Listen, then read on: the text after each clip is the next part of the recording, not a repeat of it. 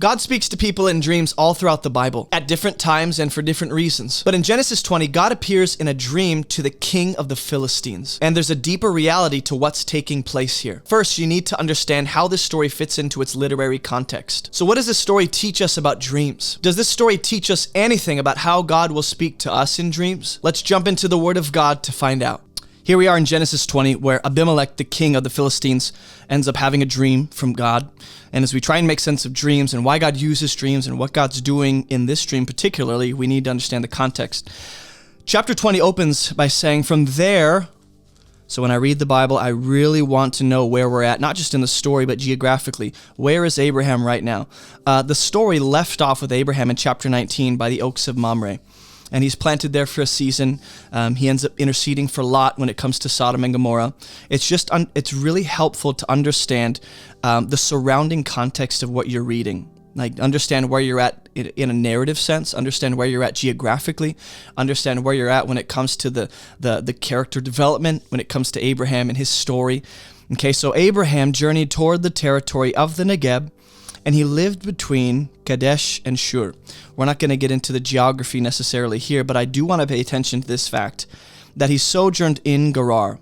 And the idea here is Abraham is acting as a stranger and a foreigner in a land that is not his own, that being the land of the Philistines. Gerar here is in focus. You're going to be introduced to a character named Abimelech here, and he's going to end up getting a dream from God. But to understand where the narrative is going really makes sense of why it is that God encounters Abimelech in a dream and what God is doing. And I think this gives us a better understanding of what the Bible actually teaches about dreams and how God speaks through them. And Abraham said of Sarah, his wife. So verse 1, it shows us where Abraham is, where he's going. And then there's this pretty abrupt shift in verse 2 that just transitions not neatly, but just kind of roughly into, and Abraham said of his wife, she's my sister. And why is that? Well, when you read the Bible, pay attention to those abrupt, kind of rough shifts where you're like, I thought all of a sudden Abraham's walking, he's sojourning, and then all of a sudden in the next verse, there's no leading into it, there's no neat transition. Abraham just goes, she's my sister. Well, to who? Well, he's in the territory of Gerar, so it must be talking about how Abraham speaks of his wife to the people in the Philistine territory, the Philistines. And he says, she's my sister. Why is that important? Because that's half true. She is his sister.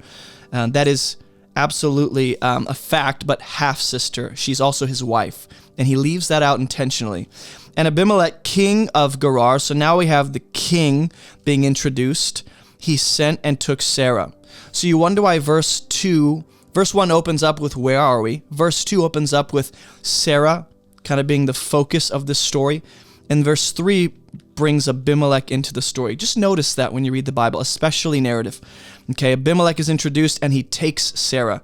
So that tells us why Sarah was in focus in verse 2, because Abimelech is going to see her as an object of his desire.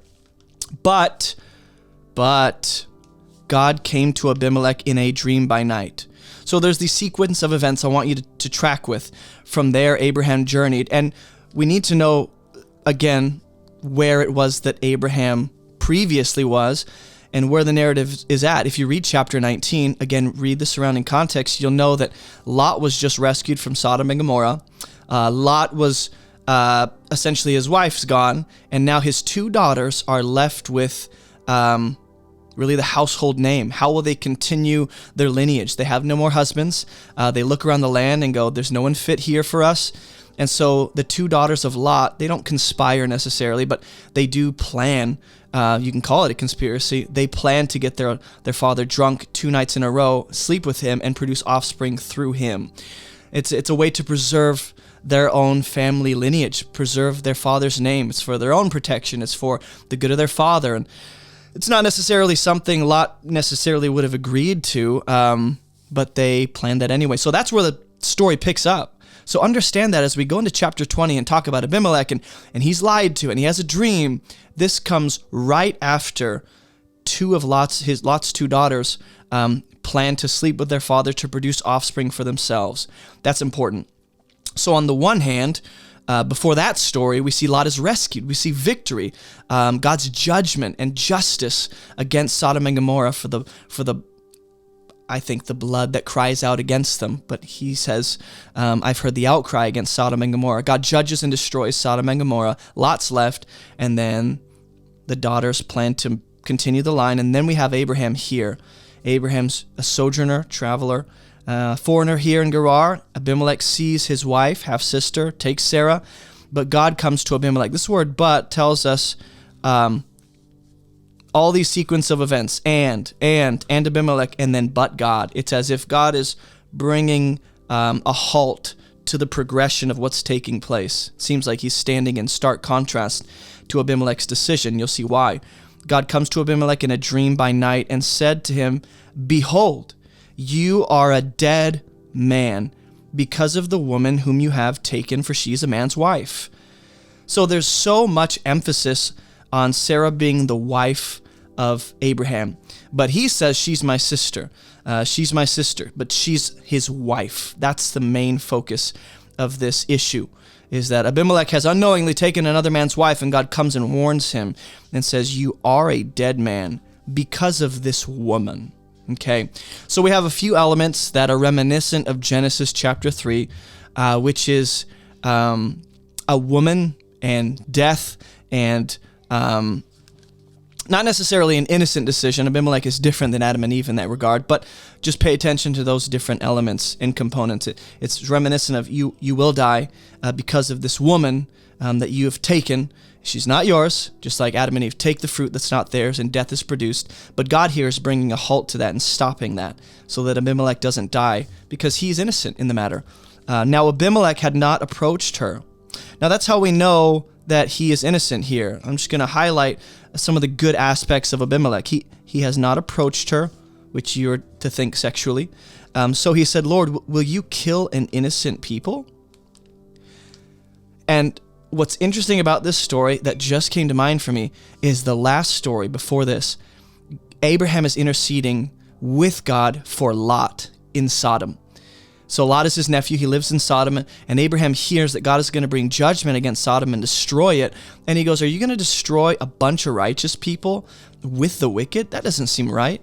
And then Abraham slowly whittles God down to, well, what if there's 40 righteous? What if there's 20? What if there's 10? And he finally gets him down to 10, and he goes, I will not kill innocent righteous people for the sake of the wicked. I will spare the city. God doesn't find 10 righteous. He barely finds one, and that being Lot. Lord, will you kill an innocent people? It's as if Abimelech now is in the place of Abraham.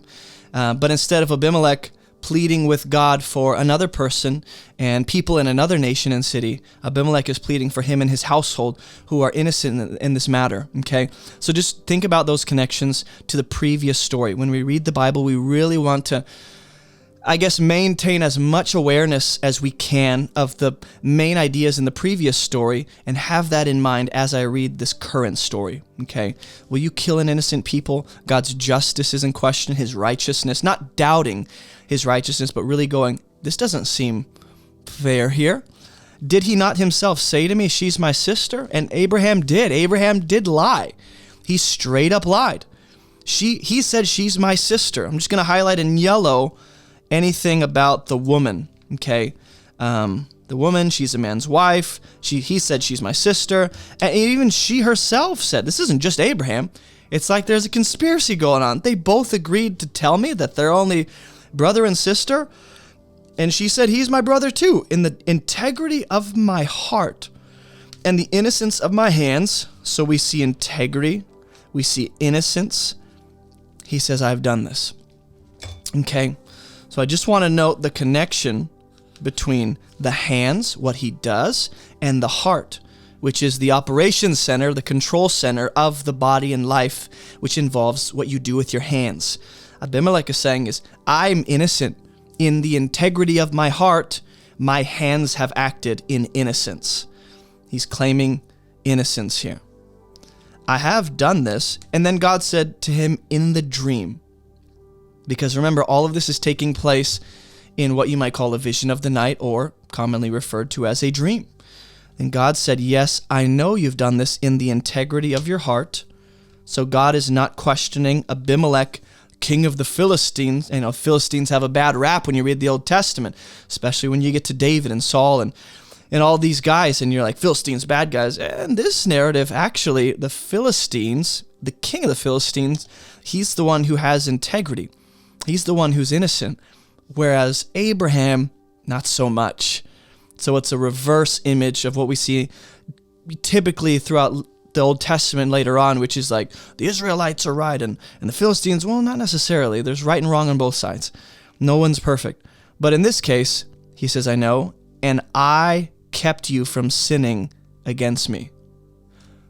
So I'm just going to highlight in green anything that relates to the dream. God speaks in this dream to do what? To keep Abimelech from sinning against him. Job chapter 33 will speak to this. It says God will warn men, women too, in dreams of the night to keep them from sinning, to keep their hands back from stumbling or destruction or perishing by the sword. God often warns people in dreams so that they don't do wrong or evil when they're awake. And the warning comes in the night. This is not the only time we'll see this. Okay, so that's very important to hold on to. But again, keep in mind the story that came right before this. God rescues Lot, pulls him out, his wife dies, his two daughters, Lot's two daughters, plan to produce an offspring with Lot, right? Their father to preserve their name and protection and care, and you can justify it all day. It happened, and now we have what you're going to see is a consequence for Abimelech's innocent action. He didn't know he's doing wrong. The consequence ends up being directly related to reproduction. So I'll show you in a minute. Therefore, I didn't let you touch her. This is God explaining clearly why he's coming to Abimelech in a dream. I'm preventing you from sinning against me. I'm keeping you from doing wrong. You would have unless I intervened, and I am. I didn't let you touch her, which again is reminiscent of Genesis 3 when Eve goes, God says we're not even allowed to touch the fruit. Is that what he said? Now then, return the man's wife. So not only is there a preventing of sin taking place through this dream, but also there's a warning to do right. Abimelech could disregard what God is saying, but God says, now then, return the man's wife. So many times in this story, Sarah is intentionally referred to as Abraham's wife. That doesn't mean she is not his half-sister, but that's not the main focus of this text. The story is mainly about Sarah being Abraham's wife, okay? And here's what God says. Abraham, he is a prophet. For this tells us the reasoning, the motivation. Why would I give this man his wife back? Because he's a prophet. There's something about Abraham being a prophet or a mouthpiece of God, someone who God speaks with personally, that becomes part of the reason that Abimelech should give Sarah back. Just something to think about. The prophetic role of Abraham brings a seriousness to Abimelech's decision here to give her back or not. So that he will pray for you and you shall live. Now, what did the text open with? Abimelech, you're a dead man.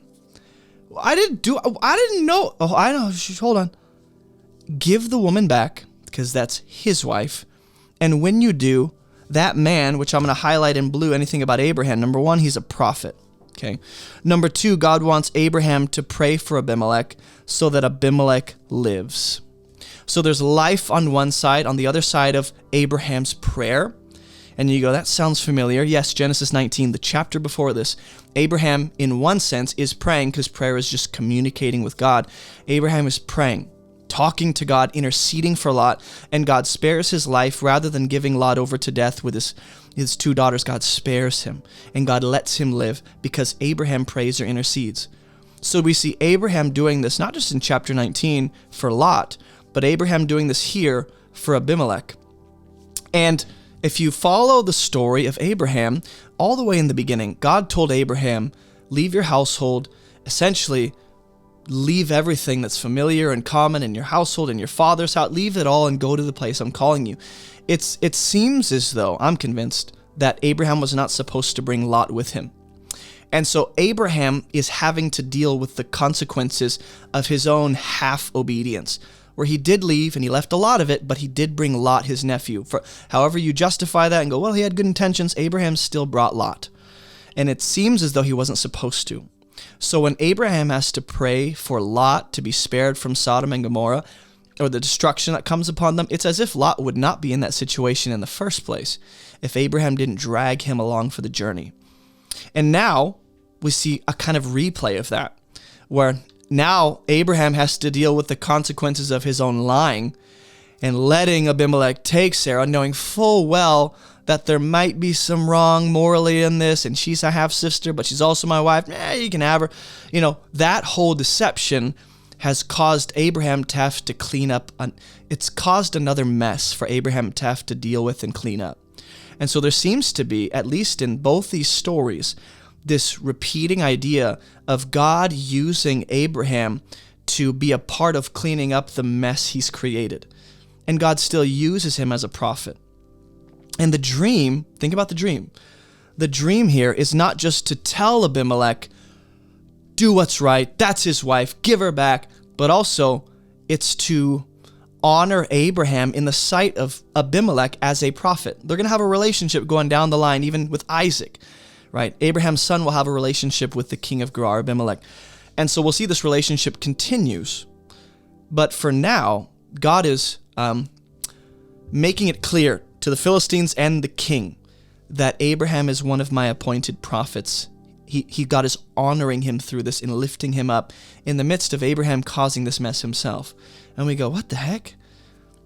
God works in very mysterious ways. He says, but if you do not return her, know that you shall surely die. So again, we have Abimelech offered life and offered death. It's really his decision whether he lives or dies. If he gives her back, he lives. If he keeps her and goes, nah, he dies. So we have life. If my pen wants to work. Come on, baby. Come on. Well, I'll use what I got. We have life and we have death, which again is reminiscent of not just so many moments throughout the story of the Bible, but go back to Genesis 3. If you eat of the fruit of the tree of the knowledge of good and evil, in that day you will surely die, right? But then the tree of life is also available as they continue to walk with God and obey him. But notice this. He says, if you do not. This word if is a condition. It's up to you, Abimelech, and all who are yours. Now, Abimelech's decision doesn't just directly affect him. He would be responsible for the death of those who are his, which doesn't just refer to family, blood relatives, but those in his household. And you're going to see after this that God is not just giving a dream to Abimelech to warn and to keep him from sinning and to keep him from death. God really wants to spare this innocent man from death. You can hear it in the message delivered by God. I really want to spare you from death. I don't want you to go into death. This is the heart of God.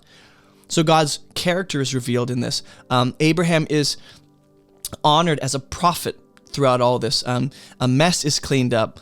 Abimelech comes to know who Abraham is and even on a better, deeper level, who God is in relationship to Abraham and with the rest of the world. So Abimelech rose early in the morning and called all his servants, and he told them all these things. So this is very interesting how God gives Abimelech a direct personal message for him to do something, and then all of a sudden, what does Abimelech do? He wakes up and tells who? He tells his servants all these things. Not his wife, not Sarah. He doesn't go straight to Abraham. Why does he go to his servants? What did God say in the dream? If you don't return her, you shall surely die, you and all who are yours, which includes his servants. And he told them all these things. He explains the dream and what he's supposed to do. And the men were very much afraid. And that is important because there's a healthy trembling when it comes to the fear of the Lord that they now have. Then Abimelech called Abraham and said to him, what have you done to us? And I'm just going to use red in this case to highlight the fact that Abraham, just anything that Abraham does, what have you done to us, Abraham? You caused this. How have I sinned against you that you have brought on me and my kingdom a great sin? So once again, we see this third time where it's as if Abimelech's decision involves the rest of his kingdom. You've brought a sin on me and my kingdom. You've caused this. You've done to me things that ought not be done. Abraham is not a good character in the story necessarily. He's not framed up as like, at least in this story, as like a righteous fella. He's got it all right. He's the guy. He seems to be like an anti-hero. And yet he's a part of God's plan to clean up and fix this mess that he himself caused. Hey, real quick, don't forget to head to abovereproachministry.com to check out all of our free resources. All of our Bible study courses, devotional studies, Bible study workshops, Bible study worksheets, all of my sermon notes, and more. And while you're there, grab a copy of my book, Fruitful, or snag some church merch. You can also find all these links in the video description below. I'm also very excited to announce Above Reproach Ministry discussion groups, or ARM discussion groups for short. Head to the website if you'd like to see what groups are available near you, or if you'd like to start one in your area, feel free to email me. The first season of video teachings have been compiled into a group study for you and other believers to dive into together. And in the months to come, I hope to have all 9 seasons of these video teachings compiled into group studies for y'all to dive into together. We hope this encourages you to meet and grow with other believers to dive into the scriptures as the body of Christ. Well, that is all I have for you. Let's jump back into the message. And Abimelech said to Abraham, "What did you see that you did this thing?" Over and over, what's the emphasis? What have you done to us? You've brought on us this sin. You've done to me things that shouldn't be done. Why did you do this thing? And I'm brought back to Genesis chapter 3 and even Genesis 4 when God tells Adam, what have you done? What have you done? Or to Cain, what have you done? Or I think it's God goes, where are you? Not what have you done, but he says to Adam, where are you? He goes, I'm afraid, I'm ashamed, I'm naked. Who told you you were naked? And it's as if within that he's saying, what have you done? Same with Cain. Where's your brother? I don't know, my brother's keeper. What have you done? It's as if now Abimelech stands as the righteous one that is accusing Abraham of his sin against him. Not to make Abimelech out to be God, but I just see similarities in that story where one who is innocent in the matter is looking towards the one who caused the mess and going, why? What in the world? And this all relates to the dream, okay? Abraham said, I did it because I thought there is no fear of God at all in this place. In this place. Where's he at? He's in Gerar. He's in Philistine territory. So Abraham assumes, I'm going to highlight in yellow, Abraham's justification or reasoning, whatever you want to call it. He says, I thought there's no fear of God here at all in this place. And I thought they'll kill me because of my wife. Okay. So now there's this concept brought back into play called death. But instead, it's that Abraham himself was afraid of death and was willing to do what might even bring death upon those around him. That being Abimelech, his household, the kingdom. Because what did God say to Abimelech? You're a dead man. I didn't do anything. I know. I'm preventing you from sinning so that you won't die. If you give Sarah back, you'll live and not die. And now Abraham's explaining himself.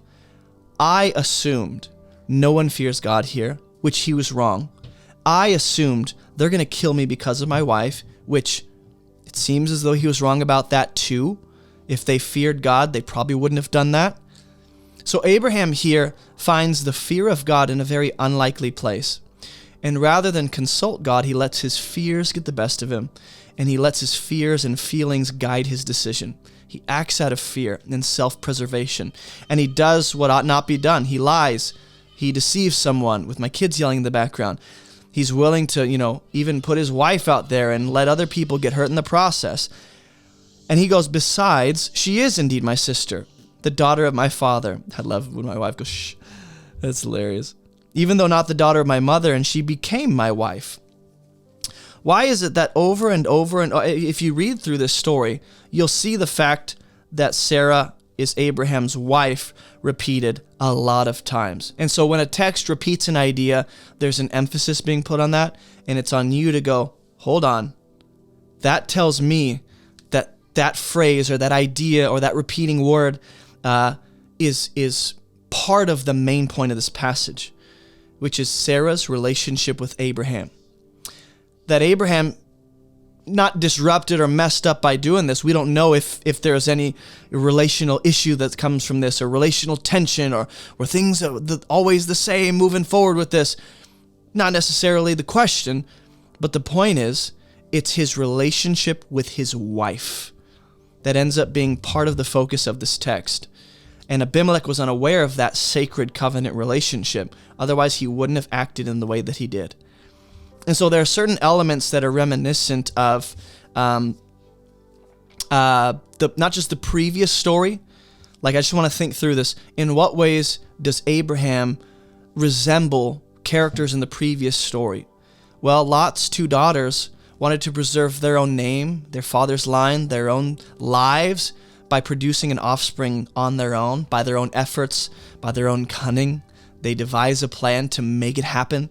Abraham here is devising a plan to preserve himself and his own well-being and safety, which you might go, well, it's for his wife's good too. That's not the point. It's that he himself, rather than consulting God, he let his fears and assumptions get the best of him, and he schemed. And the dream that God brings to Abimelech and speaks to Abimelech through seems to be a part of all of this. Why does God speak to Abimelech in a dream? Why is this story surrounded by deception, and then life or death, and then a man's wife? It seems to go all the way back to Genesis 3. We see these different elements. Deception. We see the serpent deceive the woman. We see Adam and Eve take what's not theirs. We see death result from that. We see God being the one who has to clean up the mess and ask the question, where are you? Who told you were naked? And then he covers them. And it's as if God is, in some sense, lovingly and righteously covering for Abraham. Not to cover up his mistakes, but to say, hey, Abraham messed up, so he's going to make it right, and I'm going to be a part of that. God is partnering with Abraham, knowing full well Abraham's weakness and failure and just mistakes that he's going to make along the way. God knows full well what Abraham's going to be like, and he still partners with him. And when God caused me to wander from my father's house, I said to her, like, this is Abraham right when he left his hometown. He said, hey, do this kindness. At every place to which we come, say of me, he's my brother. He's my brother. I just want to make a couple observations about this text. The last time we see a dream happen and God speak through a dream, it's in Genesis 15. When God speaks to Abraham, makes a covenant, it's beautiful, it's awesome. And on one side of that story, you have a great victory. God gives victory to Abraham and his soldiers. Great victory against, I forget who the kings are, but there's a battle going on. And God gives Abraham victory. And God rescues Lot, okay? And then God gives Abraham a dream. And then after that, Abraham chooses to abuse and oppress Hagar and produce and scheme and make something happen by himself and his wife, and all that stuff. And now in this story, we see those similar elements. In the story that comes before this one, there's a great victory in the sense that God has gotten victory over the enemies, Sodom and Gomorrah, that stand in opposition to him. God has victoriously rescued Lot, the righteous man that Abraham interceded for. And so Lot's been rescued again before this dream, just like in Genesis 15. And then within this story, there is deception. Instead of, in Genesis 15, right after God gives a dream to Abraham and Sarah, they don't lie necessarily, but they do something that is at the expense of another. And in the same story, we see Abraham doing something that is at the expense of another. And I'm not trying to minimize or belittle Abraham as a patriarch. I'm just saying to honestly follow his character traits and to watch as he trusts God more and more. It's awesome to see, but in these stories, there's a lot of fluctuation. So Abraham's explaining, I told Sarah way before this, tell everyone you're my brother, so she agreed. And then look at what Abimelech does. The dream plays a role in this. There's a reason Abimelech does what he does here. Okay, I'm going to highlight Abimelech's actions in blue. Abimelech took, what did he take in the beginning of this chapter? He took Sarah. He took sheep and oxen, but now he's not taking for himself. He's taking what he has to give to Abraham.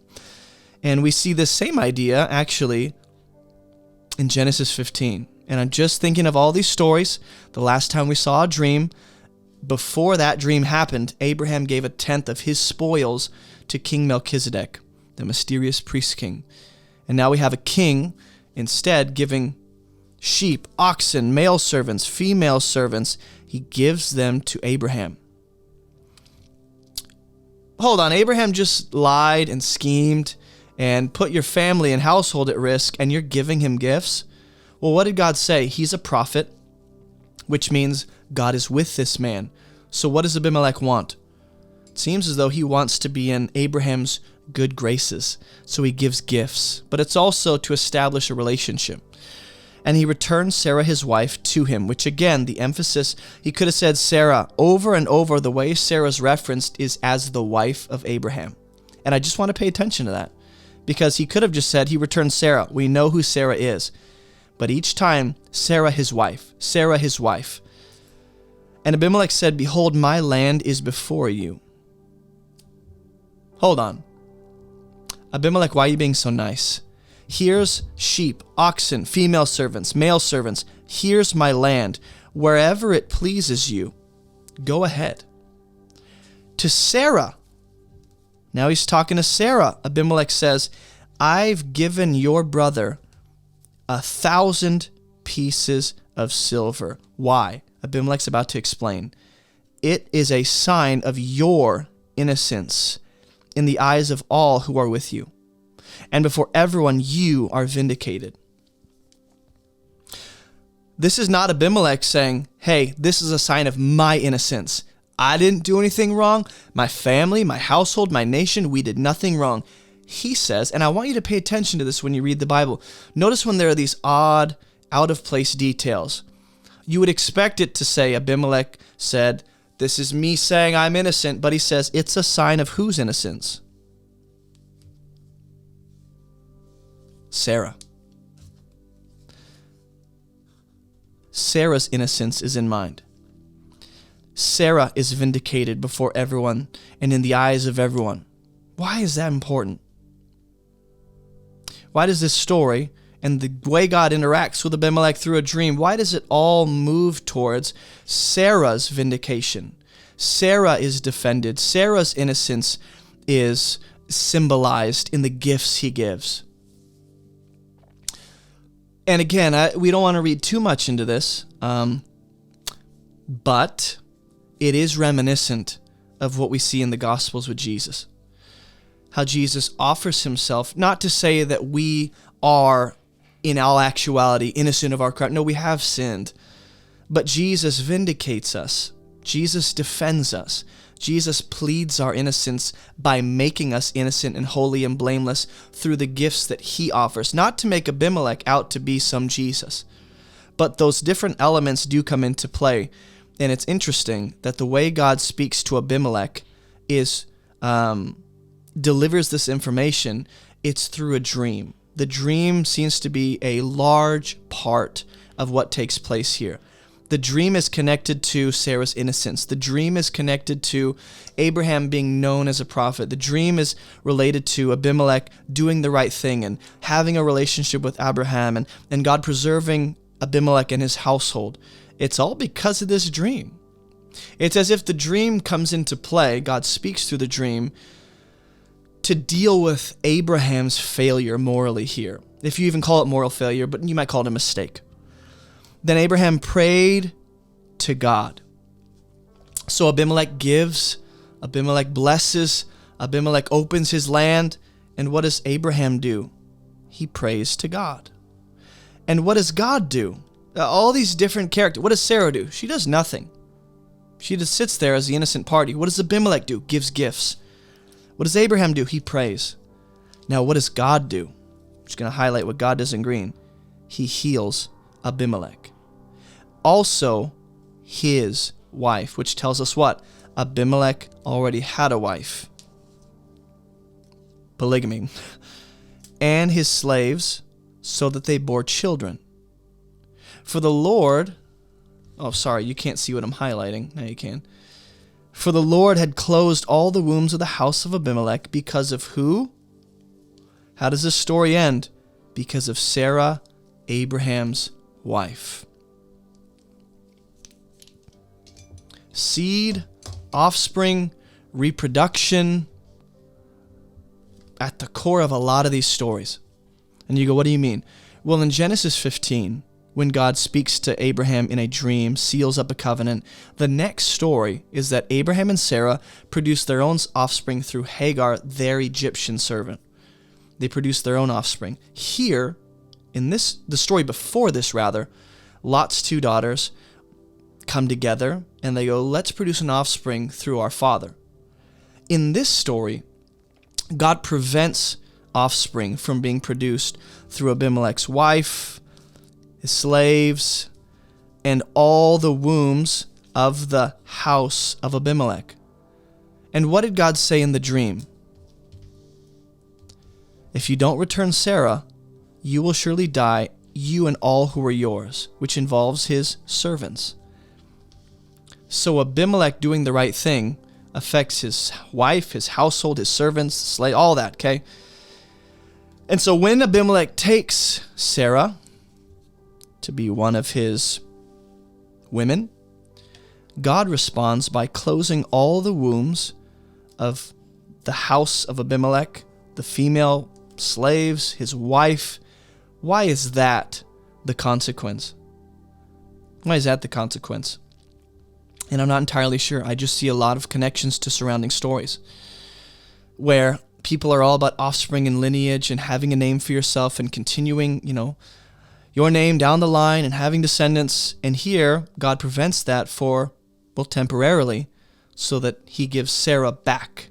And then what does God do? He uses Abraham to pray and ask him to heal Abimelech's household, which otherwise would have resulted in death. So we have life and death on either side. But instead we see life because someone prayed that God would prevent death and bring life and open the barrenness that he'd brought as a consequence. In one sense, Abraham, by his own self-preserving tendencies, he caused barrenness to come on Abimelech's household. And now he's playing a role in asking for God to heal that. And God still uses him as a prophet. And in the next story, guess what we're going to see? Just like we saw in Genesis 15, on the other side of the dream God gives to Abraham, we see a seed, an offspring, a descendant pop into play. Well, now, in chapter 21, Sarah's going to have Isaac. And this all relates to wombs. And why did God come in a dream? It seems as though God is addressing all these different things going on by just giving one succinct message through a dream to Abimelech. Why a dream? No idea.